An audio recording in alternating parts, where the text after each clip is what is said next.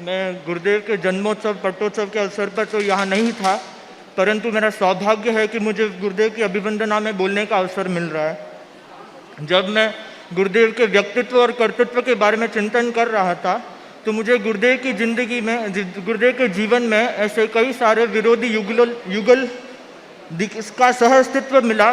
जैसे पहला है शासना और साधना।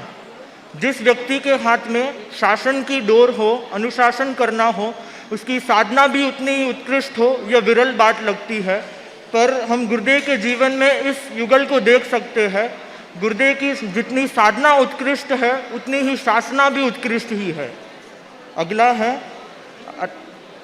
अनाग्रह और दृढ़ संकल्प। एक सामान्य व्यक्ति अनाग्रही भी हो और दृढ़ संकल्पी भी हो, यह बात थोड़ी दुर्लभ सी लगती है, पर गुरुदेव सदैव सत्य की प्राप्ति के लिए अनाग्रही रहते हैं और जो स्वीकृत संकल्प है उसमें इतने दृढ़ है कि जल्दी से बदलते नहीं हैं उनको। तो हम ऐसा लगता है मानो कि ये युगल भी गुरुदेव के चरणों में शरण पाए हुए हैं। अगला है गति और स्थिरता। गुरुदेव एक ऐसे महापुरुष है जिसमें गति और स्थिरता इन दोनों गुणों के दर्शन एक साथ हो सकते हैं। गुरुदेव यात्राएं करना गुरुदेव का प्रिय विषय है। गुरुदेव ने लंबी लंबी यात्राएं भी कराई है, पर जो स्थिरता है गुरुदेव के भीतर, गुरुदेव की साधना की, वह अभी भी अखंड है और आगे भी अखंड ही रहेगी।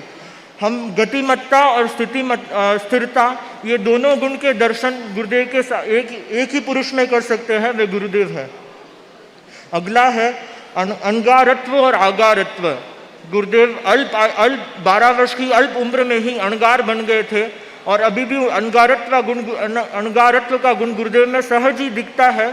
पर जो व्यक्ति कई सैकड़ों अणगारों पर शासन करते हैं, उनके भीतर आगारत्व का गुण हो, यह आश्चर्यजनक लगता है।